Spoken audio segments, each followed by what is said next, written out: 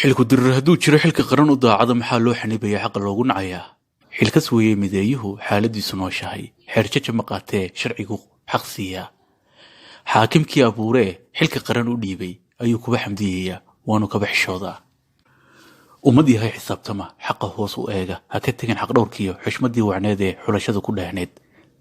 lagu xusay qoraal dheer xusuusaan u daadego xiisihii dadweynuhu maanta qabiilkay xalmoodeen dadkaa lagu xulanayaa dastuurkay xaqirayaan xanibayaan dalkooydil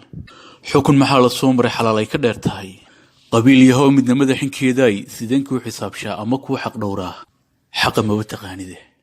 dadkaad kala xadiisaa dalkaad naga xanibasaa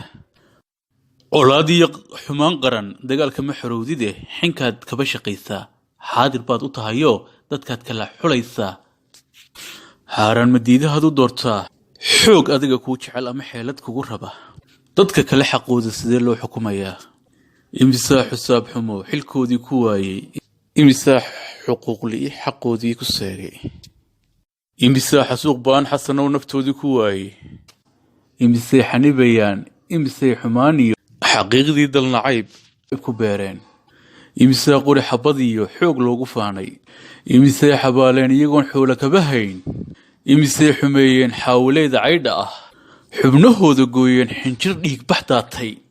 xusuusaan u daadegno sida loo xumeeyey shacabkii xuquuqdiiyo xilka noo xambaaray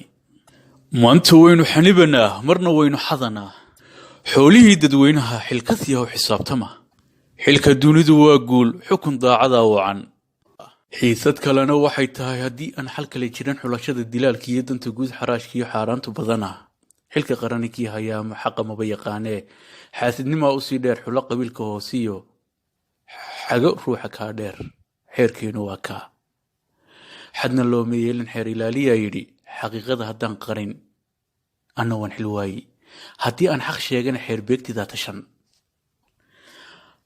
xaqa dhagaha ha u furin xilka qarana yeelkii xasanow in adeer xeerkeenu wuxuu yahay xaqir siyaasi daacada anna xeelad ugu xulo siyaasaddu xanibana marna xaasid badana xeerarkeeda kala duwan xaqba looma eegin halaal ruuxa sheegana xarig buu mutaystaa imisay xisaable'i dadku xuquuq ku waayeen musuq iyo xumaan badan xasanow dalku maal ku waayey danta guud xaraashkiiyo xeelad lagu dhaqaajiyey xaawileyda caydha ah ee xaalad adag ku noolayd xanibaadu saarnayd in loo xil saarana dantooda u diiday danyartuna xeer qaran xaqoodii maba helin xulashada ninkii dhow ayay xeer ku siiyaan tol iyo xigaal iyo xoorku baahi badanaa xoog ma daysaan ma xeer baa khiyaamadu xaaraantu badanaa maanta way xad dhaaftay xil haddaanad garanayn xusuus hore baldaalaco xuduudaha dhaafin qaar lagu xidhma jiree hana qaran xisaab adag xeel dheer wuu iman xabsi wuu ku haystaa xigtiyo xigaal baan xuseenow dantii guud ku weynay kala xulashada dadweynaha xaqu uu ku dheer yahay xilkas kuma ahaatide xilku waa xuquuq guud hana xadin dadweynaha xaakim waa ilaahay adna xaasid baad tahay